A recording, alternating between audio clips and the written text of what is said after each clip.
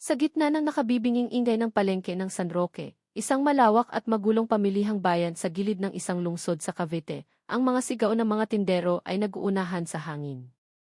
Ang amoy ng bagoong ay humahalo sa samyo ng piniritong bawang, sa pawis ng mga kargador, at sa umuusok na mantika mula sa mga nagtitinda ng fishball at kwek-kwek. Ang kaguluhang ito ay matagal ng tibok ng puso ng pamayanan sa palengke. Ngunit sa umagang iyon, may isang bagay na gumambala sa paningin ng karamihan. Isang dalagitang may buhok na buhol-buhol at marumi, ang mukha'y puno ng alikabok, ay naglalakad ng pasuray-suray habang kinakausap ang sarili. Ang damit niya ay punit-punit, nakayapak ang mga paa, at paminsan-minsan ay humahalakhak siya ng walang dahilan. Sanay na ang mga tagapalengke sa kanyang presensya. Kilala nila siya bilang si Sisa, ang dalagang nawala sa katinuan na hindi nila alam kung saan nagmula. Ang ilan ay naaawa, ang iba na mainainis. Kawawa naman yung bata, maganda pa naman sana, bulong ng isang ale na nagtitinda ng gulay sa kanyang katabi. Naku, hayaan mo yan.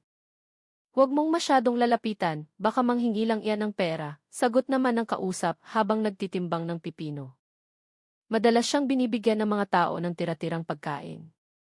Minsan ay isang pirasong pandesal na bahaw o isang basong palamig, ngunit hindi rin ilan ang marahas na nagtataboy sa kanya. Ang dalagita, na akala ng lahat ay wala sa sarili, ay umuyuko lamang at bahagyang ngumingiti sa tuwing sinisigawan. Ngunit iba ang araw na iyon. Ang palengke ay pinatrolya ng mga pulis. 3 unipormadong pulis ang pumasok sa pangunahing eskinita ng pamilihan. Isa sa kanila ay isang lalaking matangkad at malaki ang katawan, si Police Corporal Reyes, na kilala sa mga tindero bilang isang pulis na matapang at arogante. Magaspang ang kanyang pananalita at laging seryoso ang kanyang mukha. Sanay siyang lutasin ang problema sa pamamagitan ng sigaw at kung minsan, pati na rin sa dahas. Mag-ingat kayo, nandyan si Reyes. Pag tinanong kayo tungkol sa tong, lagot na, bulong ng isang magkakarne sa kanyang kasama. Naglibot ang 3 pulis na tila may hinahanap. Ang mga tao sa palengke ay nanahimik, nagkukunwaring abala, habang ang kanilang mga mata ay mapagmatsyag. Sa sandaling iyon, ang dalagitang si Sisa ay biglang tumakbo sa gitna ng eskinita, muntik nang mabangga si Reyes. Hoy, baliw! Gusto mo bang mamatay? Sigaw ni Reyes sa malakas na boses. Tinitigan siya ng dalagita ng may nanlalaking mga mata at saka humalakhak ng malakas. Isang tawa na nagdulot ng alanganing katahimikan sa buong palengke. Ang mga batang naglalaro ay napatigil, ang mga mamimili ay huminto sa pagtawad, at lahat ng mata ay nakatuon sa kanila. Umalis ka nga rito. Huwag kang manggulo sa trabaho ng pulis, sigaw muli ni Reyes, sabay tulak sa dalagita. Ngunit hindi gumalaw ang babae. Sa halip, lumapit pa ito, tumitig ng diretsyo sa mga mata ni Reyes, at nagsalita sa mahina ngunit malinaw na boses. Ikaw ang tunay na baliw. Ang pangungusap na iyon ay nagpainit sa ulo ni Reyes. Nang walang pag-aalinlangan, sinipa niya ang tiyan ng dalagita hanggang sa ito'y matumba sa putikang sahig. Biglang tumahimik ang palengke. Lahat ay nagulat, ngunit walang sinumang nangahas na magsalita. Alam nilang ang paglaban sa isang pulis na tulad ni Reyes ay magdadala lamang ng gulo. Umuwal sandali ang dalagita, ngunit bigla na lamang siyang tumawa muli. Isang kakaibang tawa na para bang hindi nakakaramdam ng sakit. Dahan-dahan siyang bumangon, ipinagpag ang alikabok sa kanyang punit-punit na damit, at nagpatuloy sa paglalakad habang may ibinubulong na hindi maintindihan. Hayaan mo na, tol. Baliw lang yan, sabi ng isang kasamang pulis, sinusubukang pakalmahin siya. Hindi pwede. Nagiging madumi ang palengking ito dahil sa mga ganitong tao. Dapat dalhin iyan sa mental o linisin na lang sa kalsada, tugon ni Reyes na galit pa rin. Nagsimulang magbulungan ang mga tao sa palengke. Mayroong naaawa, mayroon ding nagingit-ngit sa arogansya ng pulis. Ngunit hanggang sa panonood lamang sila. Ang hindi alam ni Reyes at ng mga taga-palengke, ang dalagang iyon ay hindi isang ordinaryong tao. Hindi siya pulubi at lalong hindi siya tunay na may sakit sa isip. Ang pangalan niya ay Lina, isang estudyante sa high school na kinuha bilang isang batang intelligence agent para sa isang lihim na operasyon. Ang kanyang pagkukunwari bilang isang taong wala sa katinuan ay isang paraan lamang upang mabantayan ang isang sindikato ng mga sigasiga sa palengke na kasabwat ang ilang tiwaling opisyal. Sa mga nakalipas na linggo, inatasan si Lina ng isang senior na investigador mula sa regional headquarters na mangalap ng impormasyon tungkol sa kotong, pagpupuslit ng mga iligal na kargamento, at iba pang maruruming gawain sa palengking iyon. Napili siya dahil sa kanyang inosenteng mukha, maliit na pangangatawan, at dahil walang sinuman ang maghihinala sa isang dalagang baliw bilang isang espiya. Kaya araw-araw, pumupunta si Lina sa palengke, kinakausap ang sarili, naglalakad ng pasuray-suray, at kumakain mula sa awa ng iba. Nagmamasid siya, nakikinig sa mga usapan, at itinatala sa kanyang isipan kung sino-sino ang sangkot sa maruming negosyo. Sa gabi, ipinapadala niya ang kanyang ulat sa team ng mga investigador sa pamamagitan ng isang lihim na sulat na iniiwan niya sa isang maliit na karinderya sa gilid ng kalsada. Nang sipain siya ni Reyes, lalong nakumbinsi si Lina na natagpuan niya ang isang mahalagang target. Ang aroganting pulis na iyon ay hindi lamang nagpapatrolya, malaki ang posibilidad na mayroon siyang direktang koneksyon sa mga sigasiga sa palengke. Ang kanyang labis na reaksyon ay isang malakas na senyales. Mayroon siyang itinatago. Kahit masakit pa rin ang kanyang tiyan, pinanatili ni Lina ang kanyang pag-arte. Hindi niya maaaring ipakita kung sino talaga siya. Isang maliit na pagkakamali lang at mabubulgar ang kanyang pagbabalakayo at manganganib ang kanyang buhay. Matapos ang insidente, bumalik sa normal ang takbo ng palengke. Bagamat may tensyon pa rin sa hangin, ipinagpatuloy ni Reyes at ng kanyang dalawang kasama ang pagpapatrolya. Ngunit ang mga mapaghinalang tingin ni Lina ay patuloy na sumusunod sa kanila mula sa malayo. Bumulong siya sa sarili, kailangan kong mag-ingat. Hindi siya ordinaryong pulis.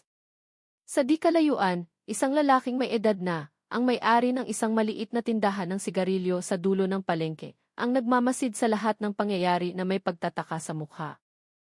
Ang lalaking iyon ay si Mang Cesar. Matagal na niyang binibigyan ng tira-tirang sigarilyo o isang basong kape ang dalagang iyon. Para sa kanya, iba ang dalagita kumpara sa ibang mga taong wala sa katinuan. Ang paraan niya ng pagmamasid sa mga tao, ang paraan ng kanyang pagtugon sa mga pangyayari, ay masyadong kalkulado para sa isang taong tuluyan nang nawala sa isip. Sa kanyang puso, nagtatanong si Mang Cesar, sino ba talaga ang batang ito? At sa likod ng ingay ng palengke na unti-unting bumabalik sa normal, isang malaking bagyo ang nagsisimula pa lamang humihip. Naging mahaba ang gabing iyon. Nagtago si Lina sa isang abandonadong poso ng barangay, nanginginig sa ginaw. Humihingal siya, puno ng putik ang kanyang mga tuhod, ngunit ang pagkakahawak niya sa kanyang teleponong may recorder ay hindi bumibitiw. Iyon lamang ang tanging ebidensya na maaaring magpabagsak kay Reyes at sa kanyang sindikato. Mula sa malayo, papalapit ang tunog ng mga motorsiklo. Ang ilaw ng mga flashlight ay tumatama kung saan-saan. Alam ni Lina na iyon ang mga tauhan ni Bostonio na naghahanap sa kanya. Kung mahuhuli siya ngayong gabi, matatapos ang lahat. Bigla, mula sa isang madilim na eskinita, lumitaw ang anyo ni Mang Cesar.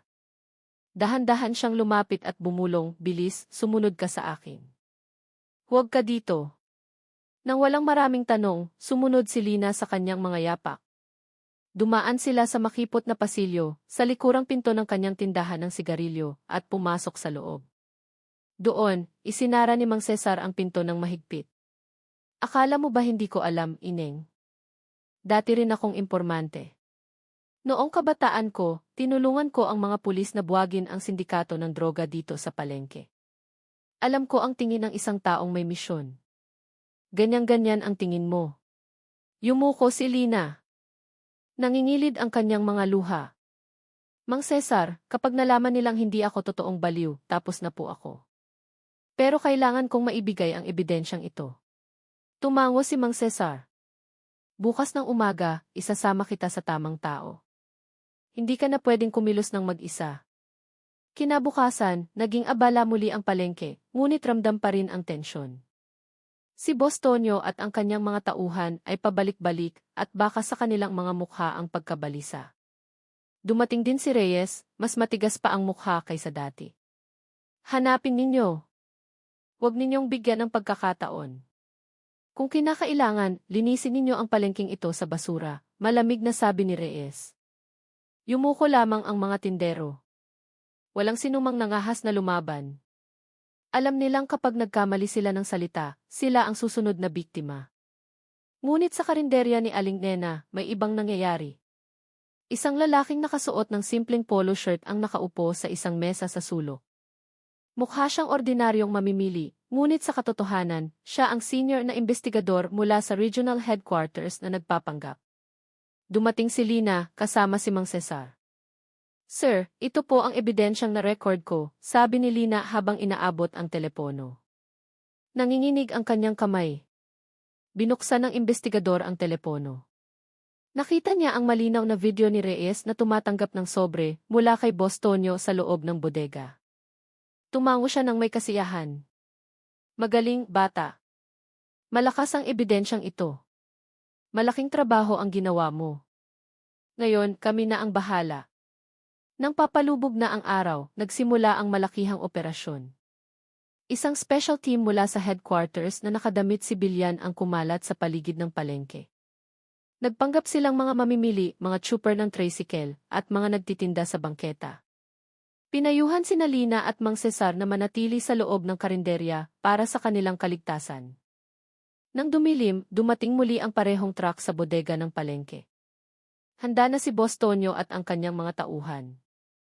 Naroon din si Reyes, kampante na magiging maayos ang lahat ngayong gabi. Ngunit nang ibaba ang unang kahon, isang malakas na boses ang umalingaw-ngaw. Pulis! Huwag kayong gumalaw! Mula sa lahat ng direksyon, lumabas ang mga operatiba na may dalang mga armas. Nagpanik ang mga tauhan ni Tonyo. May ilan na sinubukang tumakas ngunit agad ding nahuli. Nanlaban si Boss Tonyo, sinubukang bunutin ang kanyang itak, ngunit agad siyang pinadapa sa lupa. Nagulat si Reyes. Namutla ang kanyang mukha, ngunit sinubukan pa rin niyang magdahilan.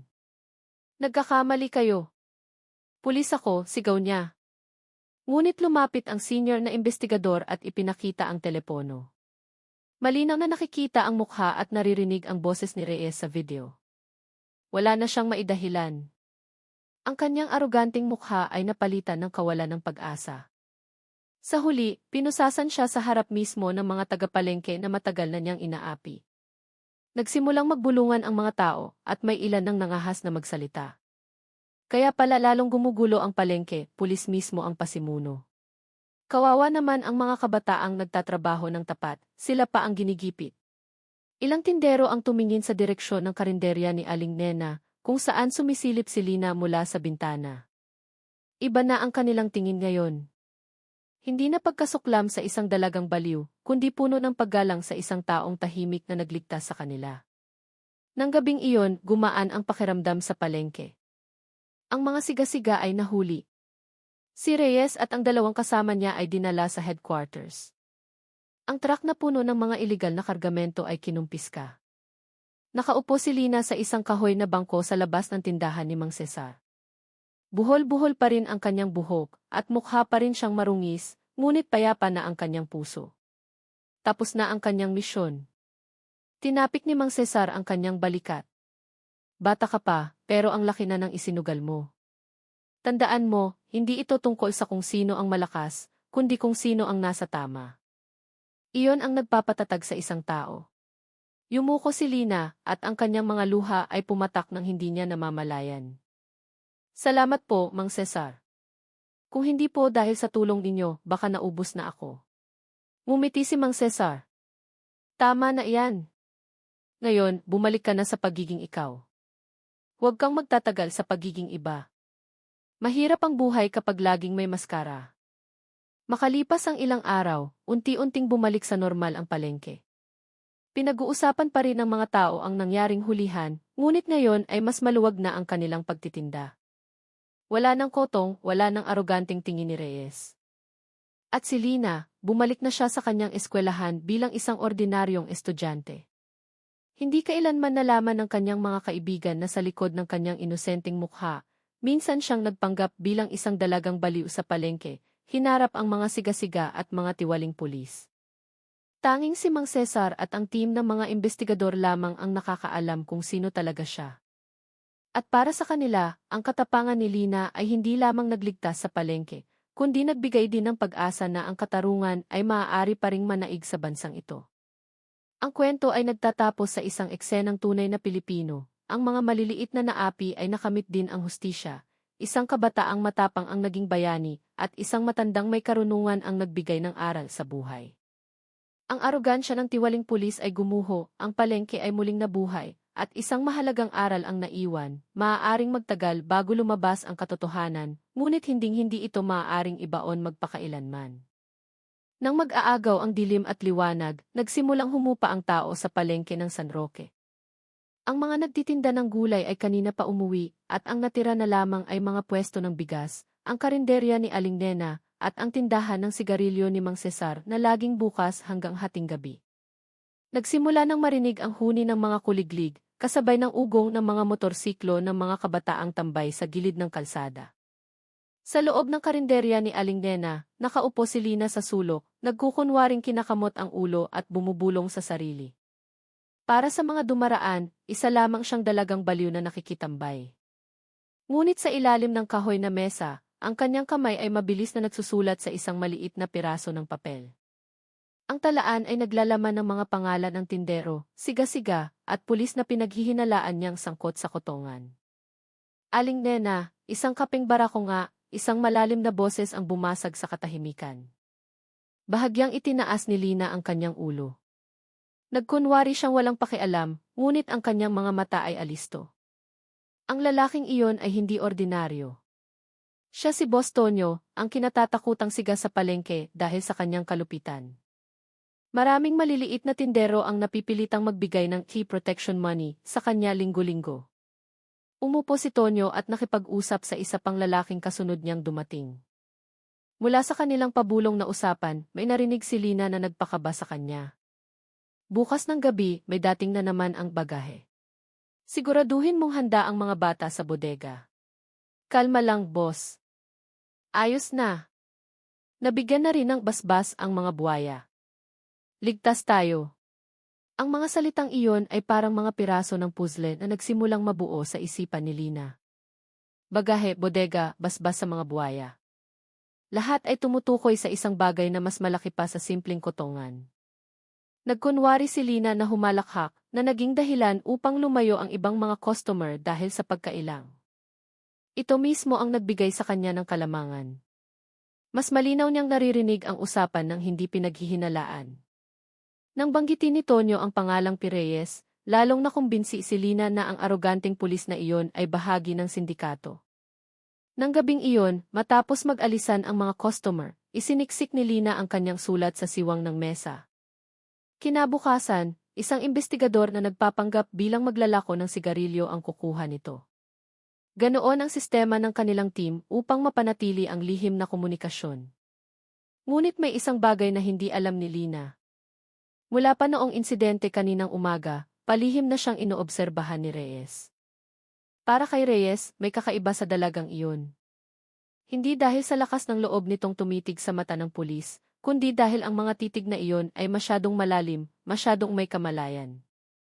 Kinabukasan, bumalik sa normal ang palengke. Ginampanan ni Lina ang kanyang papel gaya ng dati. Magulong buhok, punit-punit na damit, tawa sa sarili. Ngunit sa loob niya, hindi siya mapakali. Alam niyang habang papalapit siya sa katotohanan, lalong lumalaki ang panganib. Tanghali, nakita niya si Reyes na nakaupo sa isang tindahan ng barbecue, malapit sa pasukan ng palengke. Matalim ang kanyang tingin na para bang may hinihintay. Lumayo si Lina, nagkunwaring naghahalungkat sa basurahan.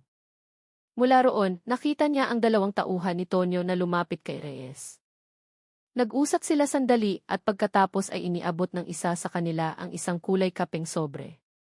Kalmadong inilagay ni Reyes ang sobre sa loob ng kanyang bag at umalis na parang walang nangyari. Kumabog ng malakas ang dibdib ni Lina. Iyon ay isang malinaw na ebidensya. Ngunit paano niya ito maiulat nang hindi nahuhuli?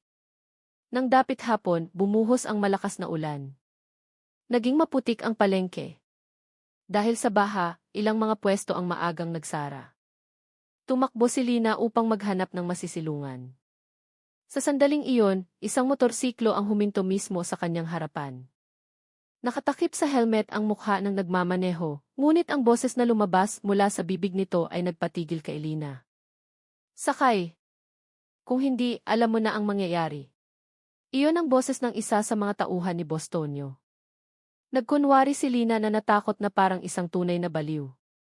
Tumanggi siya, tumawa at saka tumakbo papunta sa isang makipot na eskinita. Nagmura ng malakas ang lalaki at hinabol siya. Sa maputik na eskinita, tumakbo si Lina ng buong lakas. Ilang beses siyang nadulas dahil sa ulan, ngunit nagpatuloy siya. Mabuti na lang at maliit at maliksi ang kanyang katawan kaya't nakatakas siya. Nagtago siya sa likod ng isang kariton ng mami, pinipigilan ang kanyang hininga hanggang sa lumayo ang tunog ng motorsiklo. Bakit nila ako pinaghihinalaan? Tanong niya sa sarili. Nabubuking na ba ang pagbabalakayo ko? Nang gabing iyon, bumalik siya sa kanyang pansamantalang taguan, isang luma at abandonadong gusali malapit sa riles ng tren. Doon, binuksan niya ang isang maliit na bag na itinago niya sa likod ng isang bitak sa pader. Sa loob nito ay ang mga mahahalagang tala, isang espesyal na telepono na mailihim na numero at mga larawan ng ilang target. Binuksan niya sandali ang telepono at nag-type ng maikling mensahe sa numero ng kanilang team.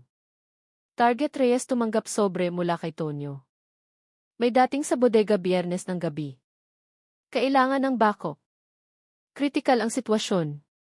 Naipadala ang mensahe. Agad niyang pinatay ang telepono. Lahat ay kailangang maging mabilis at tahimik.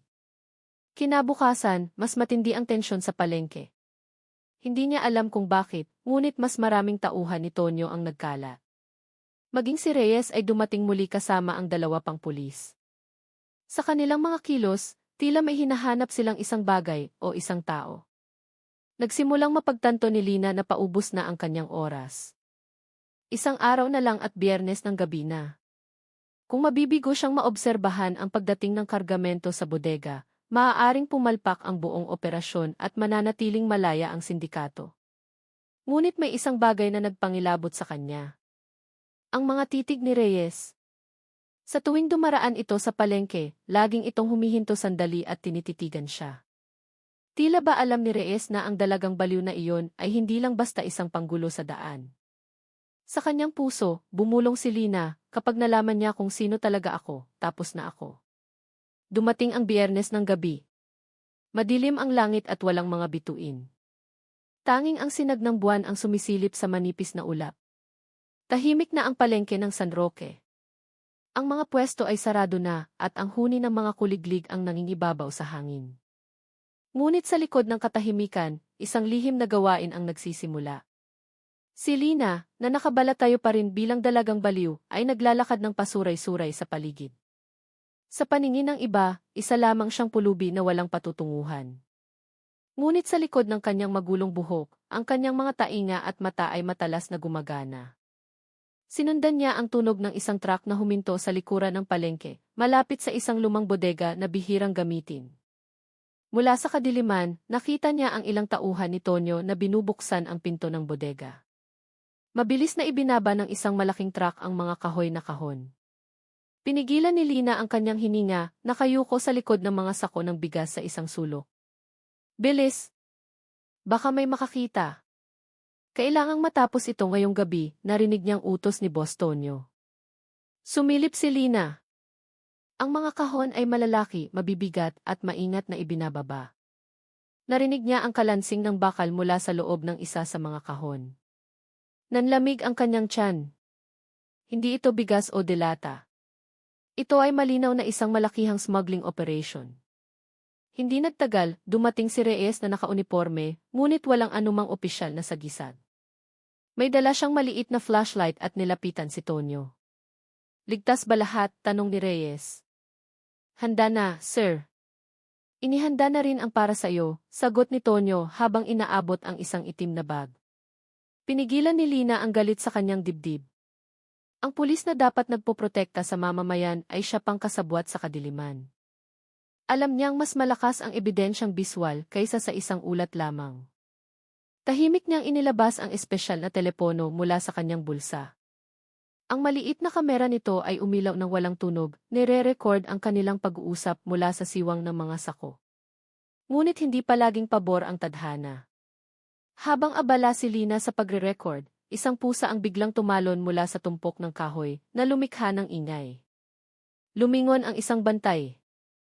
Ano iyon? Sigaw nito. Mabilis na dumapa si Lina, pinipigilan ang hininga. Lumapit ang bantay, tinutukan ng flashlight ang paligid ng mga sako. Ilang hakbang na lang at tiyak na makikita na siya. Bigla, may malakas na tunog ng motorsiklo mula sa malayo. Lumingon ang bantay at mabilis na bumalik sa kanyang pwesto. Nakaligtas si Lina. Matapos maibaba ang lahat ng kargamento, nag-utos si Reyes, isara ninyo yan. Bukas ng umaga, ay de-deliver yan sa pantalan. Siguraduhing walang makakaalam. Agad na isinara ng mga tauhan ang bodega at isa-isang umalis. Sumama na rin si Reyes, masaya sa makapal na sobrang hawak niya. Nang ligtas na ang paligid, lumabas si Lina mula sa kanyang pinagtataguan. Hingal pa rin siya, ngunit dala niya ang mahalagang video. Idinikit niya ang telepono sa kanyang dibdib na para bang yakap-yakap ang tanging pag-asa. Ngunit ang daan pauwi ay hindi ganoon kadali. Habang paalis na siya sa lugar, may biglang humawak sa kanyang braso. Lumingon siya at halos tumigil ang kanyang puso. Si Mang Cesar, ang matandang nagtitinda ng sigarilyo na madalas magbigay sa kanya ng pagkain, ay nakatayo na may seryosong mukha. Hindi ka baliw, di ba? Bulong nito. Natigilan si Lina. Buong akala niya ay perpekto ang kanyang pagkukunwari. Ngunit ang tingin ni Mang Cesar ay puno ng katiyakan. Huwag kang mag-alala, hindi ako kalaban. Alam kong nagpapanggap ka lang. Iba ang mga mata mo, ineng. Ang isang baliw ay walang ganyang klaseng titig. Nag-alinlangan si Lina, ngunit sa huli ay bahagya siyang tumango. Matagal na niyang nakikita ang sinseridad sa mga mata ng matanda. Kung ganoon, mag-ingat ka. Narinig kong naghihinala na sayo si Tonyo at ang mga tao niya. Huwag kang uwing mag-isa ngayong gabi. Delikado. Lalong nabalisa si Lina sa narinig. Ngunit kailangan niyang kumilos ng mabilis. Ang video ay dapat makarating sa kanilang team. Naghintay siya ng ilang minuto at saka naglakad sa makipot na eskinita, papunta sa karinderya ni Aling Nena, ang dati niyang tagpuan. Ngunit iba na ngayon. Sa dulo ng eskinita, 3 tauhan ni Tonyo ang nag-aabang sa kanya. Hoy, Sisa! Gabing-gabi na, gumagala ka pa. Halika muna dito, sabi ng isa habang may mapanuksong ngiti. Nagkunwari si Lina na tumawa ng malakas at tumakbo sa kabilang direksyon. Agad siyang hinabol ng mga ito. Ang tunog ng kanilang mga yabag ay umalingaw-ngao sa maputik na eskinita, kasabay ng malakas na kabog ng dibdib ni Lina. Tumakbo siya papunta sa riles ng tren, umaasang makakatakas sa dilim. Ngunit isang tauhan ang humarang sa kanyang daraanan. Na-corner siya. Sabi ko na nga ba, hindi ka totoong baliw. Ngayon, ipakita mo kung sino ka talaga, sabi ng lalaki habang hinahawakan ang kanyang braso. Pumiglas si Lina, ngunit hindi sapat ang kanyang lakas. Sa gitna ng panganib, kinapa niya ang kanyang bulsa, inilabas ang isang maliit na pepper spray na lagi niyang dala. Isang spray lang at napapikit sa hapdi ang lalaki. Sumigaw ito sa sakit.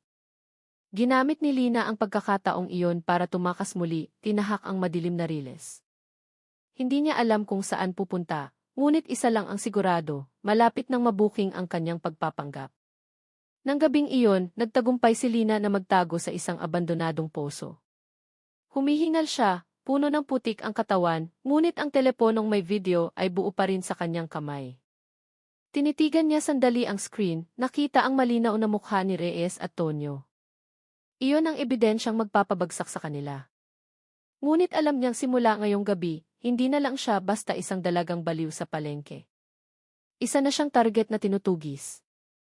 At sa di kalayuan, umilaw ang mga motorsiklo. Ang anino ng ilang tao ay